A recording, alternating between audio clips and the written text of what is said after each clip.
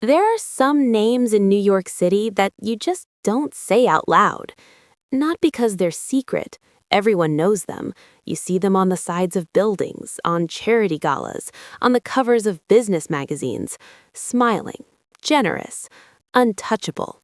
You don't say them out loud because of what comes with the name, because of what that family has controlled in this city for the last 30 years. The docks, the contracts, the decisions that never make it into any official meeting. The kind of power that doesn't need to announce itself, because everyone already knows it's there. The Voss family. And Dante Voss, the man at the top of all of it, was not someone you went looking for. Not if you were smart. Not if you wanted to keep your career. Not if you wanted to keep your life. Nora Callahan went looking for him anyway. Nora was an investigative journalist, and for 8 months she had been pulling on a thread that most people in her industry had been careful to leave alone. A children's charity, the Voss Foundation.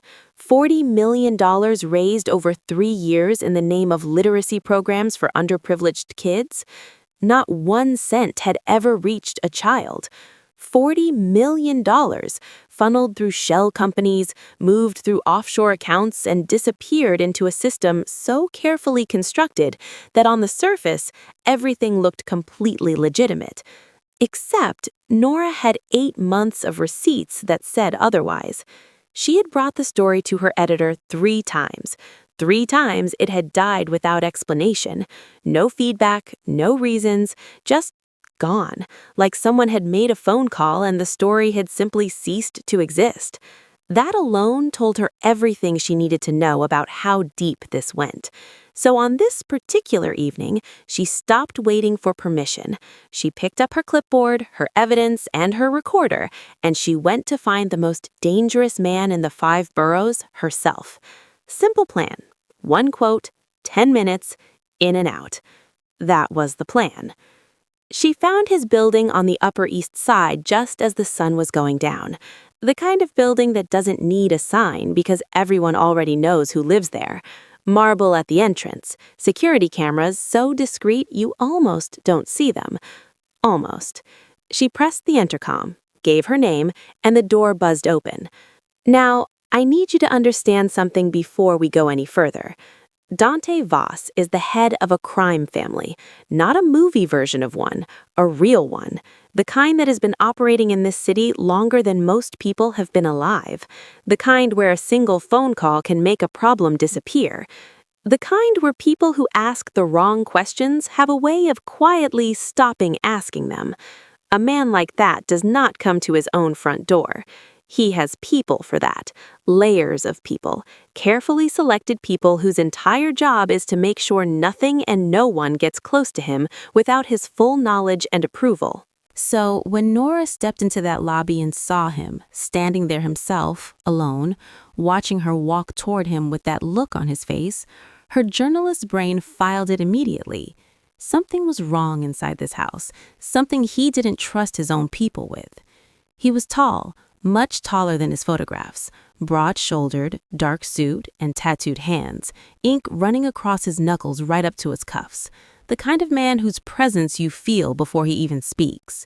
He looked at her clipboard, then at her face, and he said nothing for a long moment. Not threatened, not angry, just measuring her. "Mr. Voss," she said. She kept her voice steady. She was proud of that. "I'm Nora Callahan, investigative journalist. I have some questions about the Voss Children's Fund." The head of the most powerful crime family in New York City looked at her, this woman who had just shown up alone at his door with a clipboard and a recorder, and he almost smiled. "Come inside, Miss Callahan," he said quietly, "before someone sees you." Every sensible part of her brain was screaming at her to leave. She walked inside. What he offered her next, she never saw coming, and neither will you. Here is what I want you to hold on to as this story unfolds. This is a story about a woman who walked into the lion's den armed with nothing but the truth, and a man who has spent his entire life making sure no one ever got close enough to see the real him. What happens when those 2 people end up in the same room and neither of them can walk away? Keep watching, because this is only the beginning. So here is the thing about walking into the home of a mafia boss uninvited. Most people never get the chance, because most people, the moment they realize who they're dealing with, turn around and go home. Nora Callahan was not most people. She followed Dante Voss to a study on the 14th floor. Dark room, low light, the kind of quiet that feels deliberate, like the building itself had been designed to make you feel the weight of where you were. He poured 2 glasses of scotch without asking, set one in front of her, sat down across from her like this was a perfectly normal meeting between 2 perfectly normal people. She did not touch her glass. She put her folder on the table. He did not look at it. "You've been following the foundation's money for 8 months, he said. "I have," she said. "And in that time," he continued, "did you ever stop to wonder why no one stopped you?" She opened her mouth, closed it again, because the honest answer was no. She had assumed she was just that good, that careful, that invisible. She was starting to think that was exactly what someone wanted her to believe. Dante leaned forward then, and he told her. The fraud was not his. Every shell company, every suspicious transfer, every offshore account she'd spent 8 months untangling, none of it was built by him. It was built using him, his name, his signature, his accounts. Constructed piece by someone inside his own organization who knew exactly how to use the Voss name as a weapon. And the goal was simple. When it all came apart, when some determined journalist finally published the story, every single piece of evidence would point directly at Dante Voss, the mafia boss who stole from children, the monster hiding behind philanthropy. Her story was the last piece they needed to finish him. She sat back in her chair and looked at him. "So why are you telling me this? Why not just make me disappear?" It was a blunt question, the kind you only ask when you're either very brave or too far in to be scared anymore. He didn't flinch. "Because disappearing you solves nothing. Whoever built this will just find another journalist, another story, another way." He paused. "And because you are currently the most useful person in this city to me." Then he reached into his jacket pocket, and he set something on the table between them. A ring. Simple band, no drama, the kind of thing that means something very specific when a man like Dante Voss puts it on a table in front of you. 30 days, he said. She stays close, she plays his fiancé, 3 public appearances, while he quietly hunts the person inside his own ranks who built the trap. When he finds them, when he has the proof, she gets the real story, the full story, the one that would bring down the right person. "You're asking me to pretend to be engaged to a mafia boss?" she said. "Yes," he said. "That is insane." "It is," he agreed. "It is also the only thing keeping you alive right now. Because the person who built this already knows you came here tonight, and they cannot afford to let you leave with the wrong story." She stared at him. 2 weeks ago, he said quietly, someone broke into your apartment and took everything you had stored offline, every backup, every physical file. The room went completely still. She hadn't told a single person about that break-in, not her editor, not her closest friend, no one. The fact that he knew, the fact that the head of the Voss crime family was sitting across from her, telling her that the people who wanted to frame him were the same people who had been inside her home, made her chest go tight in a way she did not like at all. She looked at the ring on the table. She looked at him. She thought about 8 months of work, about $40 million, about a story that kept dying and an editor who kept killing it, and children who never got anything. She picked up the ring. She pockets it. She does not put it on, but she doesn't give it back. She packed 1 bag, 1 carry-on, 3 changes of clothes, her laptop, 2 notebooks, and the printed list she had made at 2 in the morning of every journalistic principle she intended to uphold while living inside the home of a mafia boss. She read that list on the way over. She folded it carefully and put it in her coat pocket. She was going to need it. The penthouse took up the entire top floor of the building, floor-to-ceiling windows looking out over the Manhattan skyline, furniture that cost more than her entire apartment, and a silence so complete it felt less like quiet and more like a warning. The staff were already waiting when she arrived. 3 of them, impeccably dressed, professionally neutral, and watching her with the kind of careful eyes that told her they had been briefed on exactly who she was and exactly how much they should trust her, which was not at all. A woman named Elena showed her to a guest room at the far end of the West Wing. Large bed, private bathroom, a window with a view of Central Park that under any other circumstances would have been breathtaking. The first thing Nora did was check the lock on the door. It worked. She checked it twice. Dante appeared in the doorway 20 minutes later. No knock.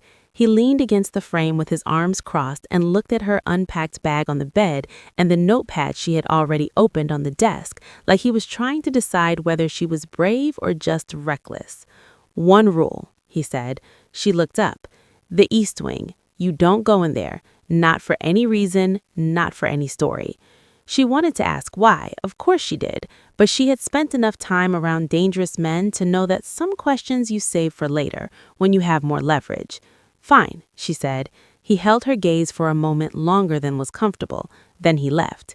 She wrote East Wing at the top of her notepad and underlined it 3 times. For the next 48 hours, Nora did what Nora did best. She watched, she cataloged, she mapped the rhythm of the penthouse, who came and went, when meetings happened, which staff spoke to Dante directly, and which ones only ever communicated through his assistant. She noted the schedules, the routines, the small details that most people would never think to pay attention to. She found nothing useful, nothing obvious, no smoking gun sitting conveniently on a desk, but she found something else, something that wasn't obvious at all unless you were looking for it.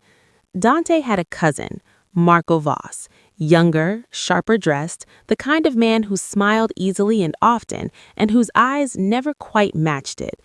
According to everything Nora had read during her 8 months of research, Marco was Dante's right hand, his most trusted person, the man who sat beside him at every meeting, every board session, every public appearance. Except he wasn't. Not anymore. Over 48 hours, Nora watched Dante quietly and methodically cut Marco out. Not dramatically. There was no confrontation, no arguments, no scene. Just a series of small, deliberate moves. A meeting rescheduled when Marco was available, then held earlier without him. A briefing document that went to everyone except him. A dinner with key associates where Marco's name simply didn't appear on the guest list. Nobody else seemed to notice, or if they did, they were too smart to say so. Nora noticed. On the second evening, while Elena was occupied in the kitchen and the assistant was on a call, she slipped into the meeting room off the main corridor. 3 framed seating charts from the last 3 board sessions were mounted on the wall, the kind of thing a legitimate business keeps for record purposes. She photographed all 3 on her phone, sat with them that night on her bed, side by side on the screen. And then she saw it.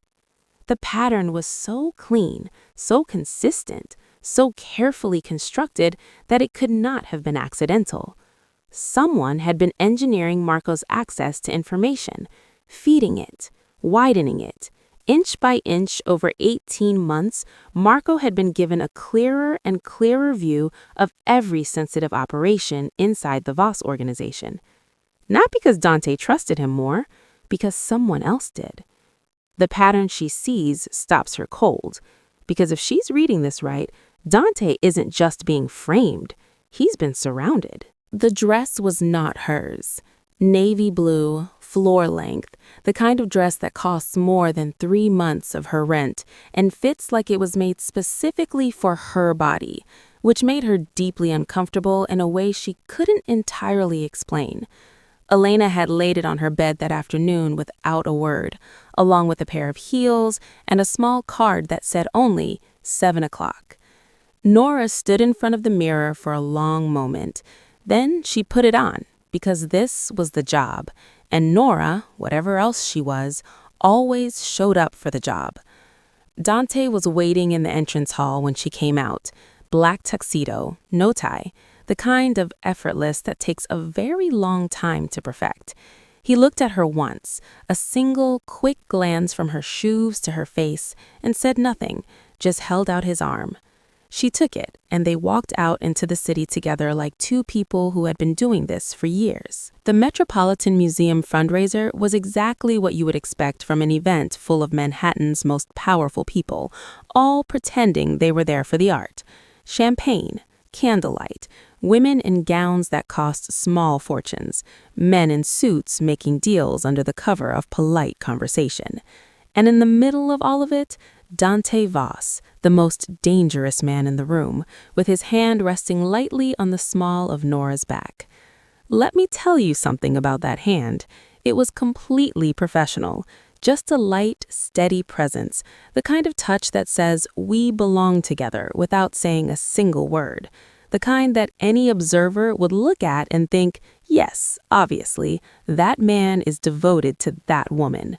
It was also completely devastating because Nora was very aware, in a way she had absolutely not budgeted for, that the hand on her back belonged to a man who ran a crime empire, a man she was investigating, a man she was supposed to be completely objective about. She smiled at a senator's wife and reminded herself why she was there. They were extraordinary together. That was the honest truth of it.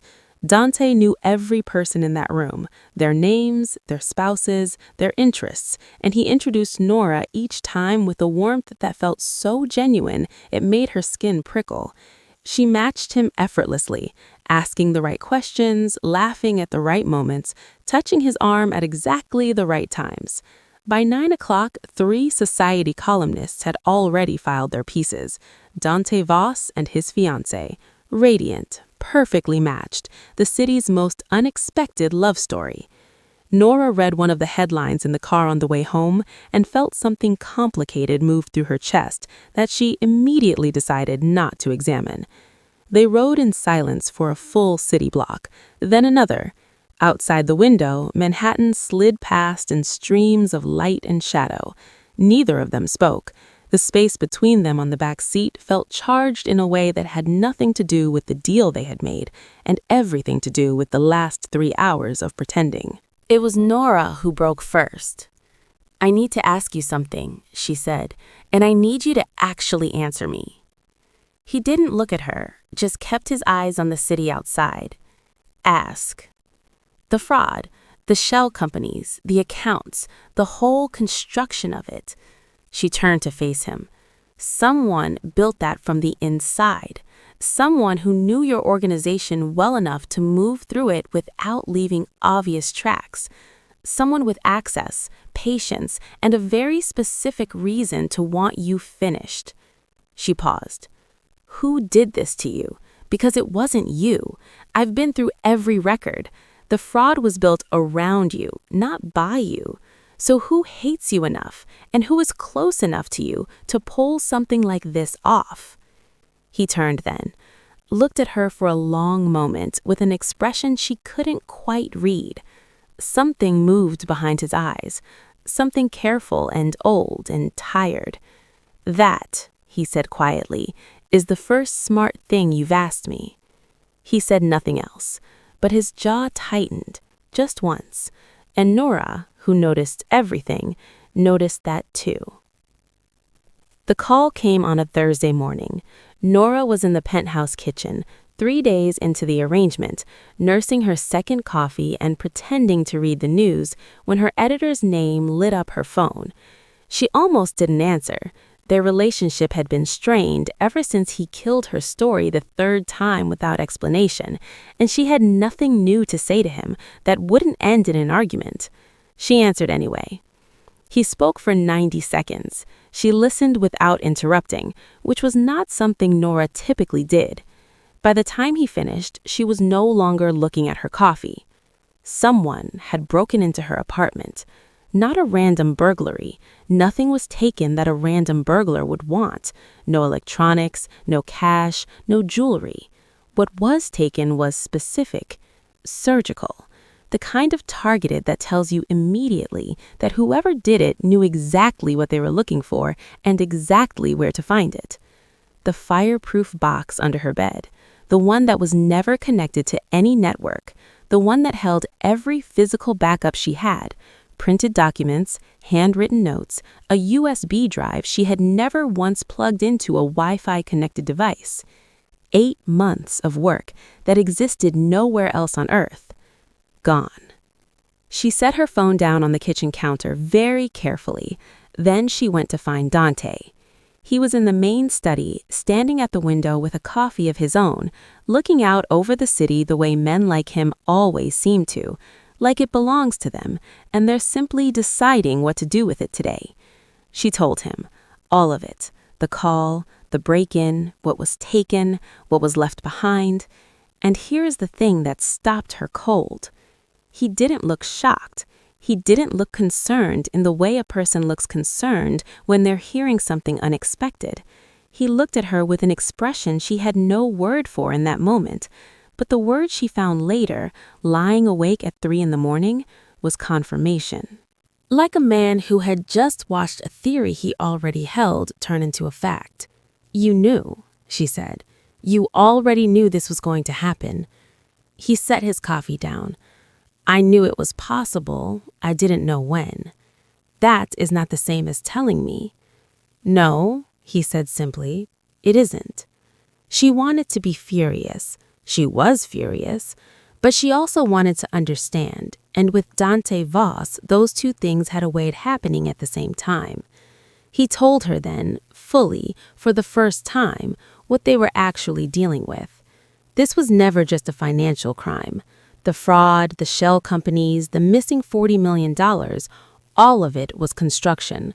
Someone had spent the better part of 2 years building a cage around him, bar by bar, using children's charity money, because nothing destroys a powerful man faster than the appearance of stealing from children. The evidence was designed to be found. The trail was designed to be followed. And the journalist who followed it, thorough, credible, blacklisted enough to be desperate, respected enough to be believed, was not an inconvenience. She was the plan. Nora had not been hunting the story. She had been the final piece of it. The silence that followed was the loudest thing she had ever heard, because she understood, with the particular cold clarity that only comes when something you believed about yourself turns out to be completely wrong, that for 8 months she had thought she was the one holding the weapon. She was the weapon. "Someone fed you the initial tip," Dante said. "Someone who knew you'd chase it hard and fast and wouldn't stop. They needed your byline on this story, your credibility, your 8 months of legitimate investigation wrapping around their manufactured evidence like a bow." She sat down, not gracefully, just sat down, because her legs decided they were done. "So what happens now?" she said. "Now," he said, "you don't go anywhere alone." She looked up. "I don't need a bodyguard." Dante looked at her with those steady, unreadable eyes. "You needed one 3 weeks ago. You just didn't know it yet." He didn't tell her where they were going. He just appeared at her door on a Saturday morning, no tuxedo, no agenda, wearing a plain dark jacket with his hands in his pockets, and said, "Come with me." She almost said no. She had learned by now that when Dante Voss said "come with me" in that particular tone, quiet, not a question, it usually meant she was about to find out something she wasn't prepared for. She grabbed her coat and followed him anyway. The drive took 40 minutes, south, through the city, across the bridge, into the South Bronx. The neighborhood outside the car window was nothing like the Upper East Side. Narrower streets, older buildings, the kind of area that the city had been promising to invest in for 30 years, and somehow never quite got around to. The car stopped in front of a low brick building on a quiet corner.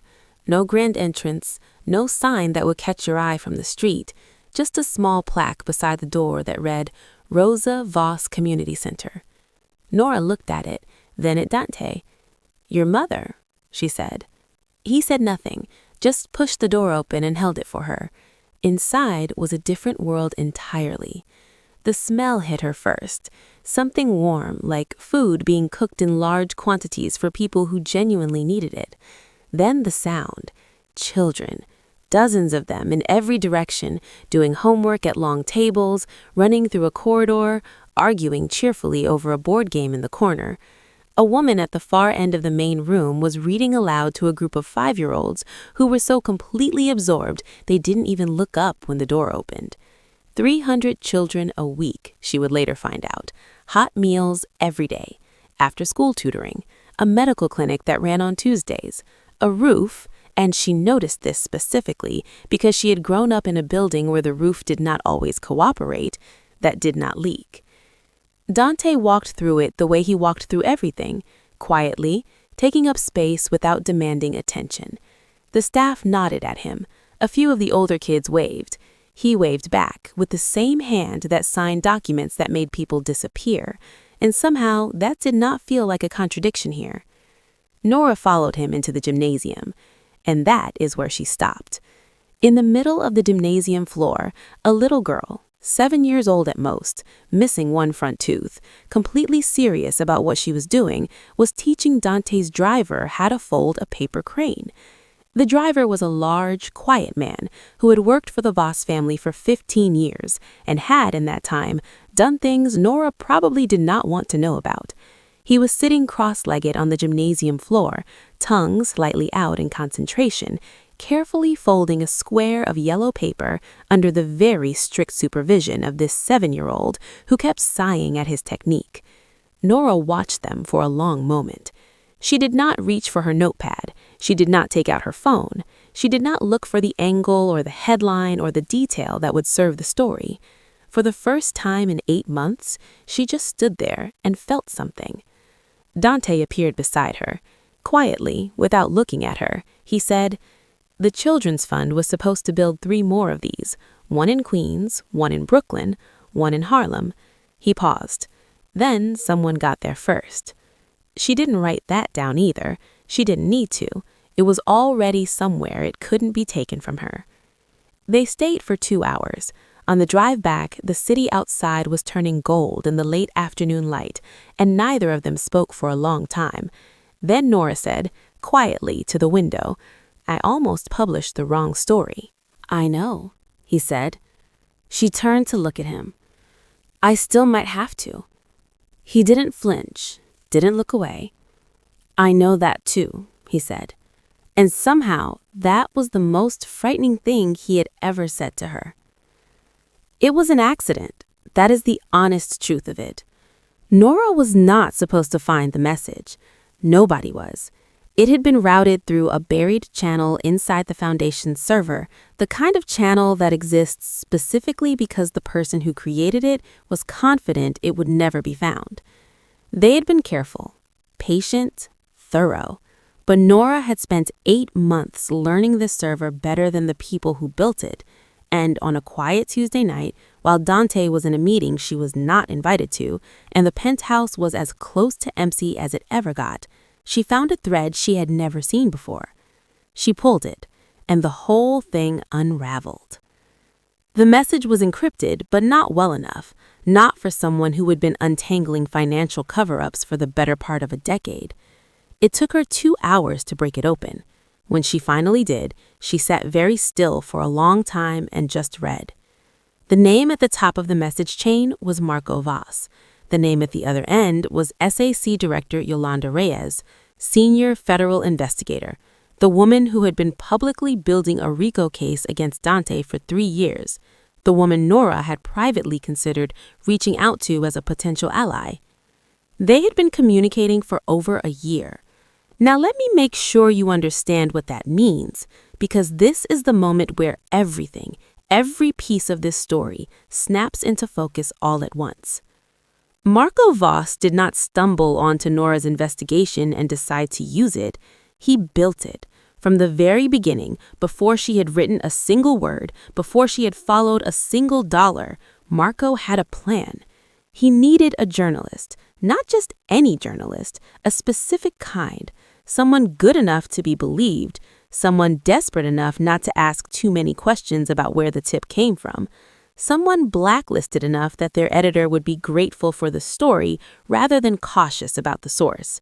Nora Callahan ticked every box. He had planted the initial tip himself, fed it to her editor through a channel that looked completely legitimate, watched her pick it up and run with it exactly the way he knew she would, hard, fast, relentlessly, for 8 months straight, building a case so thorough and so credible that when it landed on a federal prosecutor's desk, nobody would question it. The deal was already made. Reyes gets her career-defining arrest. Marco gets the Voss empire handed to him clean while his cousin sits in a federal prison for the next 20 years. And Nora, thorough, credible, expendable Nora, gets used and discarded like every other tool that had already served its purpose. She had not been investigating a crime. She had been committing one, unknowingly, perfectly, exactly as designed. She closed the laptop very carefully. She sat in the dark for a moment with her hands flat on the desk, the way you do when you need to feel something solid underneath you because the ground has just moved. Then she picked it up and walked down the hall to find Dante. He was alone in the study. She set the laptop in front of him without a word and pointed at the screen. He read in silence. She watched his face the whole time, looking for something, anything, anger, shock, the particular expression of a powerful man discovering he has been outmaneuvered. She saw none of those things. What she saw was worse. It was recognition, slow, heavy, and devastating. The look of a man fitting the last piece into a puzzle he had hoped he was wrong about. He closed the laptop, set his hands on the desk, stared at nothing for a long moment. Then, so quietly she almost didn't hear it, "He was at my mother's funeral," he said. It was the only thing he said for a very long time. They didn't sleep for 36 hours, not because they planned it that way, but because once they started, neither of them could stop. There was too much to do and too little time, and if either of them was being honest, which they were both carefully avoiding, because working side by side at that dining table felt like the first thing in weeks that made complete sense. Here is what it looked like from the outside. A dining table buried under laptops, printed documents, coffee cups that had long gone cold, and two people who had stopped being polite to each other somewhere around hour 8 and started being effective instead. Nora had her financial records spread across one end. Dante had his operational contacts and internal communications across the other. Every few hours they would meet in the middle, compare what they had, argue about what it meant, and then go back to their ends and keep working. The arguments were something to witness. Not angry arguments, precise ones. The kind where two very intelligent people who see the same problem from completely different angles keep colliding on the details and refusing to back down. She would push, he would hold firm. She would find a different angle. He would respect it and not say so. They moved around each other at that table like two people who had been working together for years, which was strange considering they had known each other for less than a month, and under circumstances that could generously be described as complicated. On her end, Nora was building the real financial trail, not the one Marco had constructed to frame Dante, the one underneath it, the actual movement of money. 18 months of transactions that she now knew to look at differently, tracing the flow not toward Dante but away from him through a series of accounts that all eventually led somewhere else entirely. She found the offshore accounts on hour 14. Her hands were shaking slightly when she cross-referenced the third one. On his end, Dante was doing something considerably more delicate. He was removing Marco from every sensitive operational channel inside the organization, quietly, methodically, without a single move that would alert Marco that anything had changed. It was a kind of thing that required an intimate knowledge of how the family operated and an absolute control over every person inside it. He did it without raising his voice once. That, Nora thought, was its own kind of terrifying. By hour 20, they had stopped arguing quite so much. By hour 30, they had stopped pretending the coffee was still drinkable and switched to water. And somewhere in the long, quiet stretch between 2 and 4 in the morning, the conversation had slowed from tactical to something quieter. a comment here, a question there. The kind of talking that happens when two people are too tired to keep their guards all the way up. She learned that he had run his first errand for the family at 11 years old and had hated every second of it, and had never once been given a choice about what came next. He learned that she had been blacklisted not because she got a story wrong, but because she got one exactly right about someone with enough power to make her career disappear overnight. Neither of them commented on what those things meant. They didn't need to. At 4 a.m, Nora fell asleep at the table.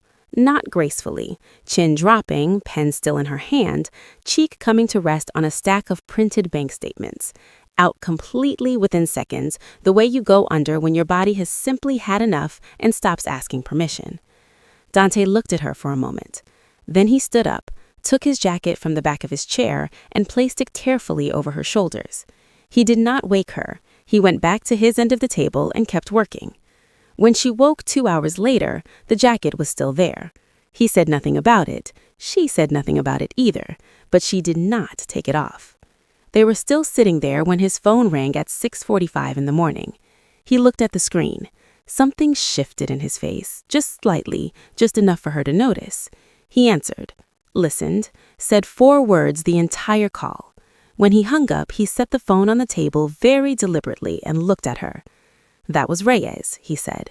She knows something is moving. She's giving me 48 hours to surrender myself, or she moves on you instead. It's the gala or nothing. 1,200 people, every one of them dressed like money and smiling like nothing in the world was wrong. Nora had identified 6 federal agents by the time she and Dante walked through the main doors. She could always spot them. Something about the way they held their drinks without drinking them, the way their eyes moved across a room like they were counting exits rather than admiring the decor. She counted them quietly as Dante greeted the first wave of guests, filed their positions away, said nothing. They had agreed on the plan 2 nights ago at the dining table. She knew her part. He knew his. Everything was in place. All they had to do was get through the next 3 hours without anything going wrong. Marco found her 20 minutes in. She had stepped out to the terrace corridor for air, or so it would look to anyone watching. She had actually positioned herself there deliberately, away from the main crowd, where a conversation could happen without 1,200 witnesses. She needed him to think he had cornered her. He needed very little encouragement. He appeared at the end of the corridor with that easy smile of his and the particular confidence of a man who believes he has already won. He was holding a phone. On the screen were photographs, her and Dante, taken in moments that looked far more intimate than they had any right to look. Alongside them, the altered files. 18 months of manufactured evidence pointing cleanly at his cousin. 5 minutes, Marco said pleasantly. Hand me your authenticated copies and I walk away. You and Dante go back to your little arrangement, whatever that actually is, and nobody has to know you were ever involved. Refuse, and your name is the story tomorrow morning. He said it warmly, like he was doing her a favor. Nora looked at him for a moment. Then she looked just past his shoulder. You should turn around, she said. He didn't, not immediately. Men like Marco never do. They assume that particular line is a trick, a desperation move, the last card of someone with nothing left to play. He kept his eyes on her and his smile exactly where it was, which is why he didn't see Dante until Dante was already there. Now, I want you to understand what happened next, because it was not what Marco expected. It was not what most people in that corridor expected. There was no raised voice, no physical threat, no scene. What there was Dante Voss in a tuxedo, standing very still, speaking in a voice so level and so quiet that everyone within 20 feet stopped talking to hear it. He went through Marco's leverage point by point, The photographs, explained, contextualized, rendered meaningless in 4 sentences. The altered files. He named the specific accounts Marco had used to build them, the dates they were created, the person at the bank who had authorized the access. He described the message chain between Marco and Reyes with the detail of a man who had read it many times and memorized every line. He did this in front of 2 federal judges, a deputy city commissioner, and 1 society journalist who had stopped pretending to look at her phone approximately 30 seconds into Dante speaking and was now listening with the focused attention of someone who understands they are watching history. Marco's smile lasted about 45 seconds into this. Then it didn't.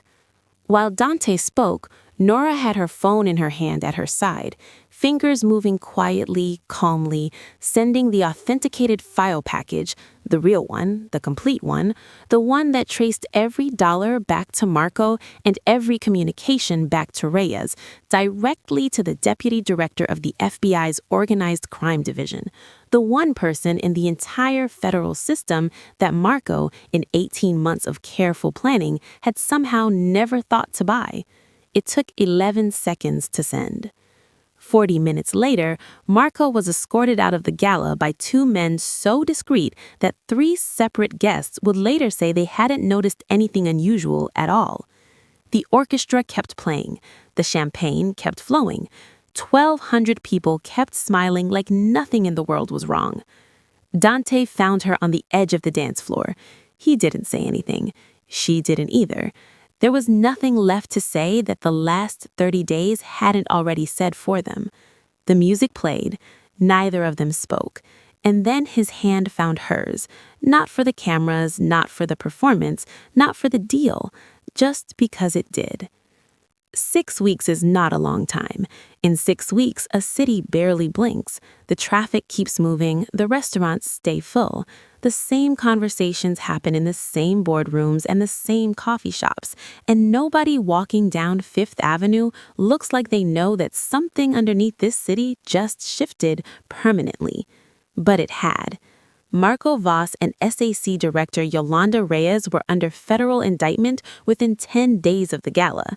The charges were long and specific and included enough counts that the prosecutors were reportedly still adding to the list when the story broke. Reyes had her law license suspended the same morning her mugshot hit the news. Marco said nothing publicly. He had, for the first time in his life, run completely out of things to say. The Voss Foundation was restructured under independent oversight. The community programs kept running. The meals kept getting cooked. The children kept showing up. And Dante had begun, quietly and without announcement, the process of stepping back from the family business. Not because the law forced him to, but because he had stood in a gymnasium in the South Bronx and watched a 7-year-old teach a grown man how to fold a paper crane, and something in him decided that a full-time patron of that building could not also be running a criminal empire on the side.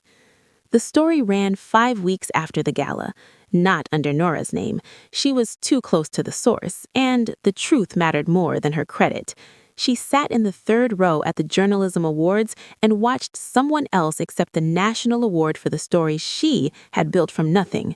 She did not applaud. She wasn't bitter.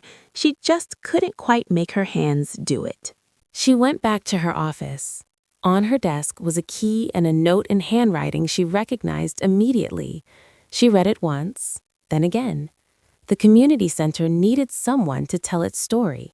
Signed with a single initial, D. She put the key in her coat pocket and went home. She showed up the following Monday morning. He was already there. Jeans, work shirt, standing on a stepladder helping hang a mural the children had painted. Enormous, bright, slightly uneven in the best possible way. He heard the door, looked down. Nora said, "I'm here about the story." He looked at her for a moment. No tuxedo, no deal, no 30-day arrangement between them anymore. Just him, just her. "I know," he said. And this time, neither of them was performing anything at all. Thank you for watching this story to the end. If you enjoyed this story, you will surely love the next one. It's as crazier and more intriguing as can ever imagine. So do check it out. Click on the image showing on your screen right now to watch the next one.